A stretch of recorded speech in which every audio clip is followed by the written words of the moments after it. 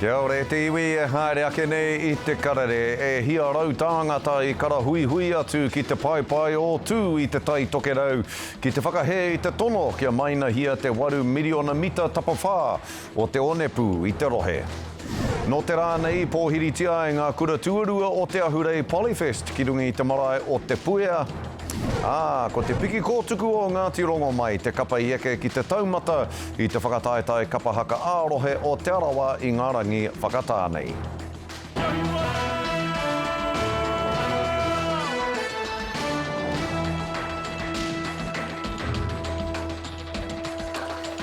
Kei ngā whetū tārake o ngā whare wānanga o te motu tēnā koutou katoa. E hia rau tāngata I kara hui hui atu ki te pai o tū I te Tai Tokerau ki te whakahe I te tono I raro I te ture pūāheitanga whakahohoro kia maina hia te 8 miliona mita tapawhā o te onepu I tauarohe. Kei a Harata Brown te roa ngā atu. He takahi I ngā onepu. He pē ke paipa. Hei whakātu I te wairua whakahe kia kiri ngā onepu o konei. E rongo ana I te mamai o tēnei pono kia tango I te one I konei nā.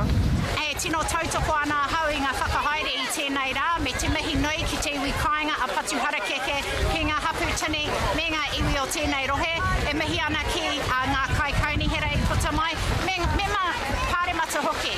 The consent has been lodged. How cheeky is that?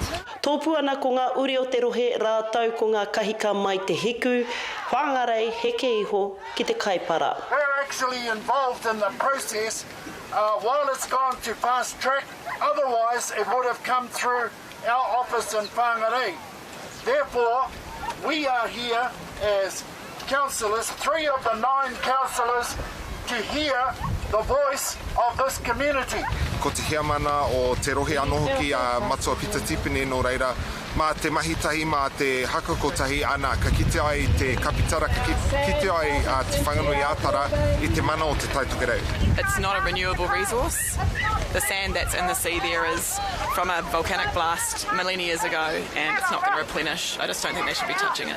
Ko tā te tono whakahohoro a tētahi kamupene no tāmaki, he hiahia kia kiri te 8 miliona mita mai te rohe nei. Me mōhio mai McCallum Brothers, anō ki te kāwanatanga. Ka hore tēnei hāpori I tō tātou iwi e tautoko ana I tēnei kaupapa whakahohoro ki te keri I te onepu ki Bream Bay. E kore te kamupene whakahoki kōrero āpāpāho I te kawenga o ngā mahi tirotiro I te tono. Mā tētahi pai motuhake e whakatau, he aha te āna mata mo tēnei take. Harata Brown, Te Karere. Mō kori kia hono mai te minita whakawhanake rohe a Shane Jones ki tā tātou wānanga I Naiani I te rohe o te Tai Tokerau. Matua, e mihi ana kia koe, tēnā koe. Kia ora, ngā mihi kia tātou. Fu e hoa, whitu rau tāngata neke atu pea I te pai o tū I rua kākā ina nahi e whakahea ana I te mainatanga o te onepu. Hei tā rātau e kore a te Tai Tokerau e whai hua I taua mahi. Nā reira ko te pātai kia koe e te matua. Ko wai, ko hea rānei, ka whai hua nui I te mainatanga o te onepu I te pai o tū Bream Bay. Ai, te āhua nei, he rau kākā e ngāngā mai ana I te pakinga mai o te taini. Harako rua kākā, rau kākā ke. Engari, māku mea tu kia tātou, ki te kore te onepu e tīkakungia mai I taua pito o te moana, me aha, te ao Pākihi, I te paupautanga haeretanga o te onepu hei mahi paparaima. Tāria te wā kia oti, hei roto I ngā whiriwhiringa mai te pai, matua, te pai pūkenga e kōrero tia nei e koe. Hei kona whiriwhiringi ai mehe mea ka pā mai he kino ki te taku tai. Ka mate rānei ngā koiora kei roto I te moana. Koe tēnā te mate o te Tai Tokerau. Aha ko pā te ringa ki hea kei kona ngā kai whakatumatuma e mara. Aha ko tikaku ana, aha ko keri ana, aha ko whakatū wheketere ana, aha ko e aha. Taku whakapai te mate keo e te ue nā tāngata, iti rawa te mahi, nui rawa te taima kei o rātou ringa. Ko tēnei mea te whakatuma i roto i te Tai Tokerau, mai rano tērā e hoa. Kei roto i ngā taira o ngā uri o ngā tūpuna omua, tērā momo kaha ki te whakatuma, me te aroha nui o ngā uri o te takiwā te Tai Tokerau ki te taia o me o rātou takiwā, ngā takahaia, ngā takahitanga o rātou mātua tūpuna i ngā wā omua. Ka mutu e ngā kaunui ana, ki tēnei mea ki te kōhunu me te piki haeretanga o te kōhinu i tēnei wānei. Hei ki etahi e hoa, e ono te kaurāpea. Ka pau ngā kōpututanga hinu o tēnei whenua. Nō reira, hea te rautaki a koutou a te kāwanatanga e whai tonu ai tātou i te hinu. Ai, ko te taria tonu tia mai te hinu mai rā wāhi. Kahi anō atu te tini o ngā kaipoke ki ana i te hinu, i te kōhinu. Wetahi e taitai mai ana ki te wheketere, hona kautawhiti atu i te wāhi, e peke aua manu nganga e kōrero mai ana koe ki a hau i rua kāka. Wetahi ke atu ko te taria haere tia ki etai o ngā wheketere pupuru hinu ki te waipaunamu ki tauranga. Engari tika tonu tāhau, ki te pako tonu, ki te pahu tonu tēnei pakanga ki taua pito o te pokapū rawhiti, ka nui no atu te kino o te ngaru, ka papaki mai, hari te mea ke runga i a tāua, engari ko te wāhi e kiki nana te kōhinu, arā, ko hinga pō me e ratu wāhi ke ahia. Nā te mea, horakau o rātou mahi hiko pēnei a tātou, he ngā whā, ko ngā pupuru wai, pēnei me Meridian, engari a rātou katoa tata pau ana i a rātou ko te hinua nake, hei mahi hiko kia whai hinu ai, wā rātou Pākihi ki reira. E wai, kōrero one pū ana tāue, kōrero kōhinu ana tāue, me kōrero tangata tāue i nai nei. Nā te mea, hei whakatepe ake me ki tā tāua kōrero, i tuku a pēni henare i tana kauhau whakamutunga i tērā wiki.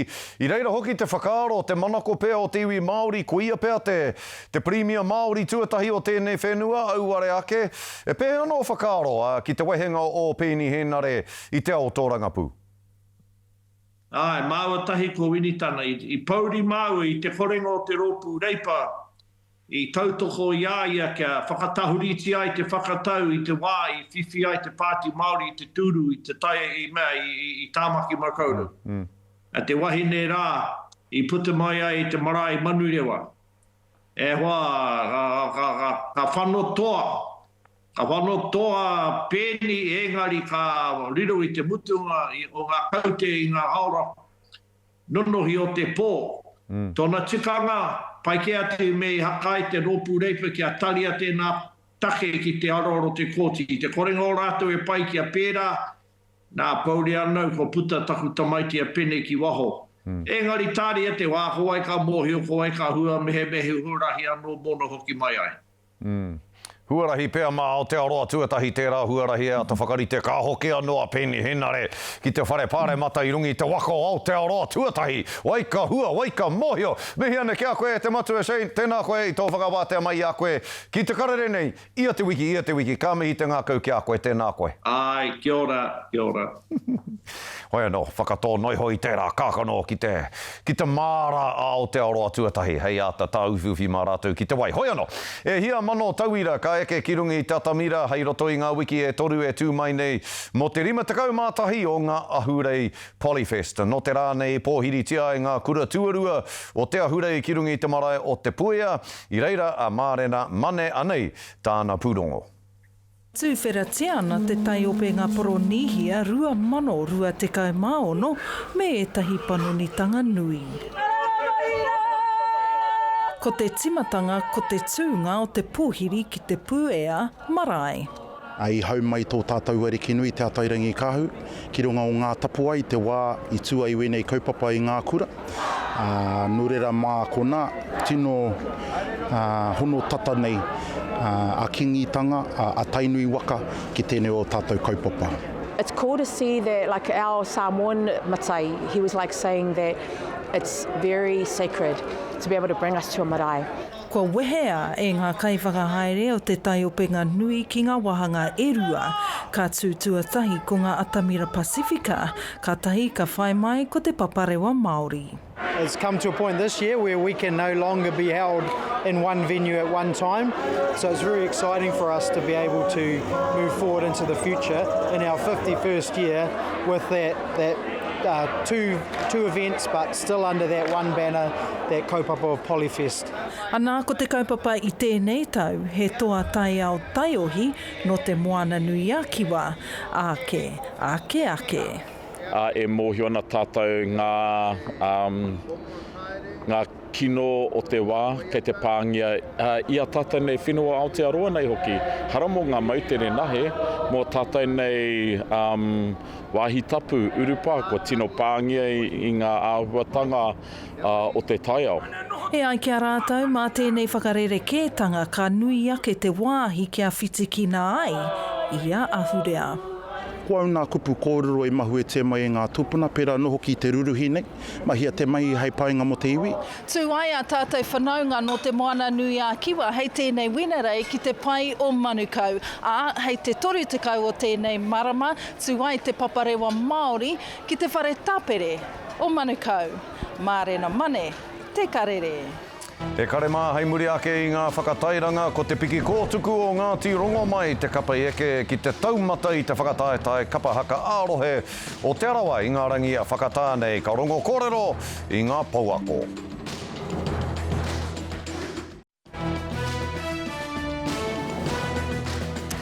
Hoki mai ki te Karere TV i whakaihuaka te kapa o te piki kōtuku o Ngāti Rongomai i te whakataetai kapa haka ārohe o te waka o te Arawa i kaitau o rangipare i ngā rangi whakatānei i ngā parihau o te Atamira a Rāniera Harrison.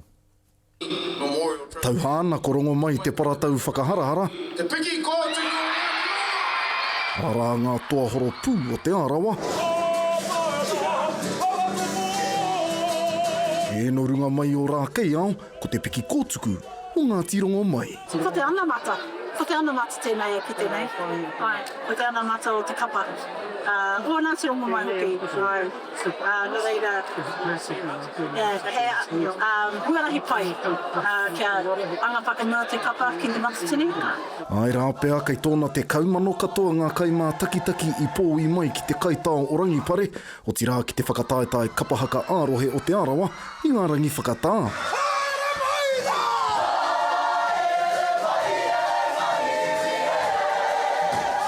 E me te aha ko ngā toa whakaihuaka o te matatini, ko te kapa haka o Ngāti Whakau e tēnei.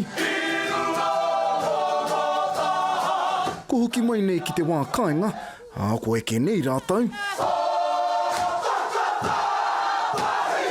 Ki te tūranga tuarua. Ko ngā mahi kapa haka kei roto i te tuakiri o ngā uri o te Arawa. Ko au atu i te ruarau tau mātau e tāwharau ana e pōwhiri ana i ngā iwi o te ao. Nō reira, e harei te mahi i ngā wikina no, koe nei te praoa me te pata. He pērā katoa ngā kanohi mohoriri wai o te heke ngā arangi.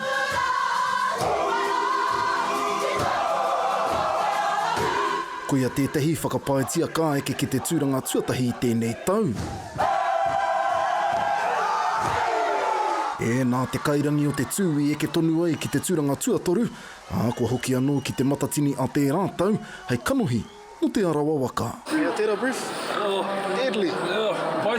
Ko tau ngā pirupiru i nani, ka mātai i nani, te whakatā. Te ngā o te taiohi, ka tino tā te patu ia te wikini, ia te haratausa. Te ahua nei, ea ngā mahi, ko he mo te katoa. I tū tika a Ngāti rangi wewehi ki te eke ki te tūranga tuawha o te whakataetai. E hai tā rātau kaore a rikarika nei ngā mihi ki te taumata o ngā mahi haka i te rohe o te Arawa. E harikoa pēr ana ngā tupuna i te mea porata te tuapapa. Anei ngā hua nei, katoa ngā whare tapere katoa, huri i ngā roto, e eke ana. Ko te kapa hou o te whakataetai ki katoa ana i ngā kanohi tau tōhito ki te haka. Kei taumata ke atu tā te whare haka o te puku kawe i tāna kaupapa ki te aroaro o te iwi i eke ai rātau ki te tūranga tuarima.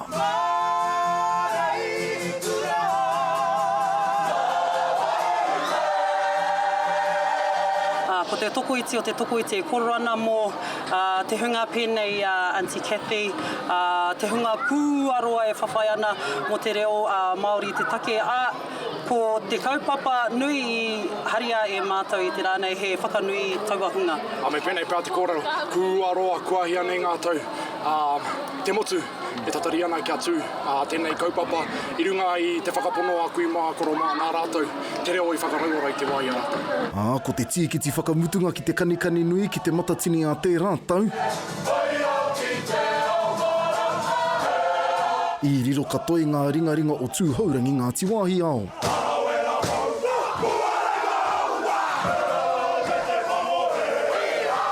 E whakamahara nei te kotahirau whātekau tau no te pahūtanga mai o Tarawera. Kei kone te taumata ne, e mohi ana te iwi kato a te Arawa whanu, me tairi te mai ki tēnei whakataitai, ki te kore, mā te aha. I rawe, i tino tau tēnei tiringa ki a mātou, e hara mai ai te tirahau ki tēnei momomahi, ngari ki tēnei tūranga, i tēnei taumata tonu, mai wa tūra i kawi tō mātou kapa ki konei ki tēnei rangi.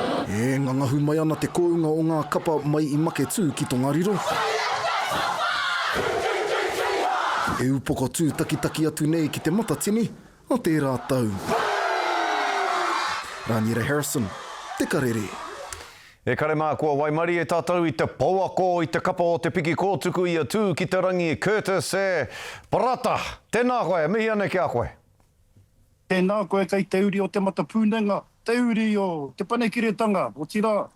Tēnā koe kei tapuranga tira. Tātou, e mihi ane kia koe hoa koutou o te piki kōtuku, toko maha hoki ngā rangatahi o te kapa i tēnei tau. Pēhea kia rātou te ekenga panukutanga o Ngāti Rongo mai o te piki kōtuku i tēnei tau nei, kāre kore, tūmeke rātou i hari koa katoa rātou.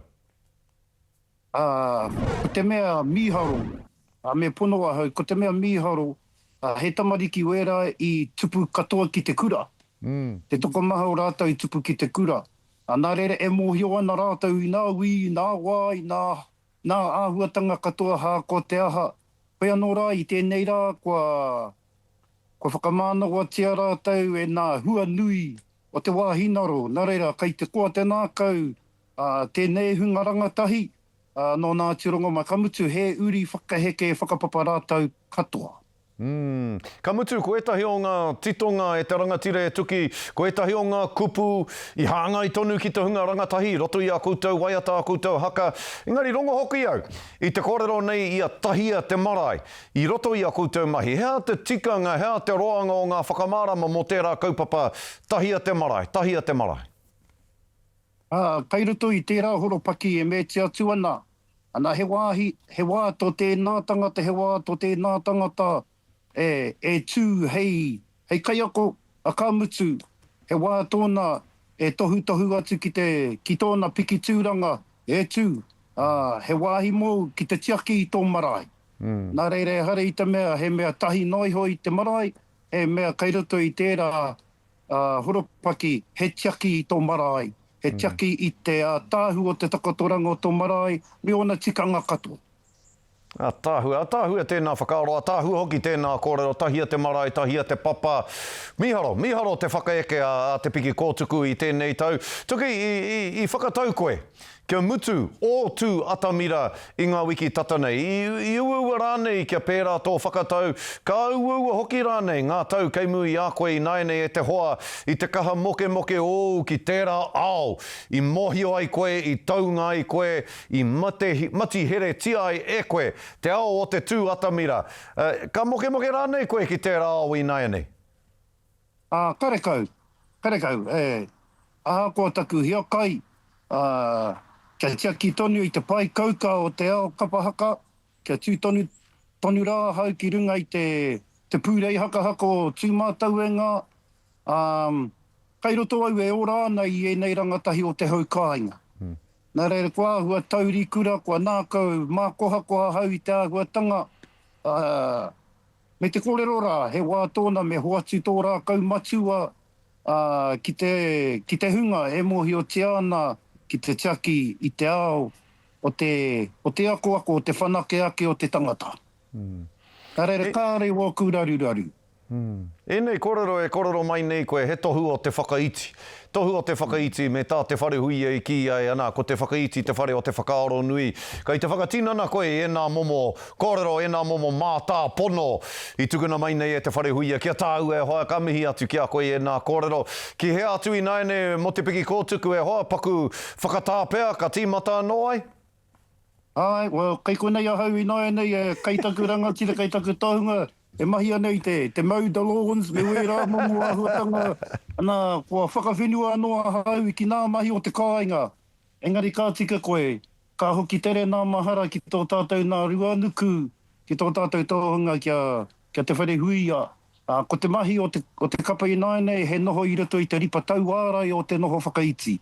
Ko te tiaki i te pai tūruma o te nā kau mākoha nui, ki nā wikitoria-tanga o te wā. Nō reira, ai, ka tika, ko tāre watia nā mahi o te kapahaka mo te piki kōtiku o tēnei wā.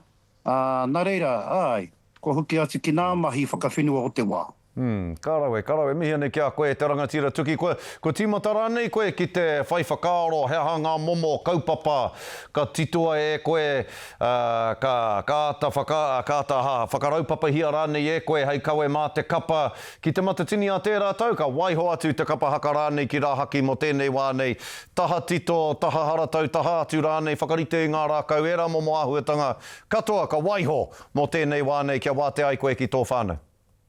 Mō hio ana tāua, kaitaku rangatira, koe rā te wawata nui, kia tāre wa. Engari kāre pērā na te hihia o te wāhinoro, ka mētia tonutia ki te nākau, me haere tonu me nā mahi, kia atamata pakitia, i ruto i te heningaro, kia wera momo, kia ohia mano tonu, kia mau ki tōku iro, i ruto i nā whakariterite, pēhea, te whakanui, i te āguatanga kia whakaeketia, te whare tapu o pōta tau, te whero o tira, e noho nei te tuahu tapu o tō tātua riki kuini nui, anā waihono i te pō, me tika te whakariterite, me tika nā tohu, e rā āhuatanga, nā reira kua tīmata te ohia mano i e rā āhuatanga. Ka pai. Me te mohi ki a koe hoa, ka waiho atu mā te wairua, tohu mā te wairua e arahi. Ka mihi ki a koe e te rangatira, e taku tuakana tuki, honore nui tēnei mōku, whakamānoa nui tēnei mōku ki te ata noho atu ki te whakarongo ki a koe, o whakamāra mai pāna ki te piki kōtuku, o Ngāti rongo mai, toa whakaihuaka o te whakataetai o te Arawa i tēnei tau. E mihi ana, ngā manakitanga ki a koutou ko te whānau e hoa? Tēnā koutou katoa. Ka te hae tiwi, hei muri ake i ngā whakatairanga ana, ka whakatepea a te karere mō tēnei rā. Hoi nō rei tiwi, nā te pā reka o ngā korero, kua pauau e te wā. He mihi ana, hei a pōpō.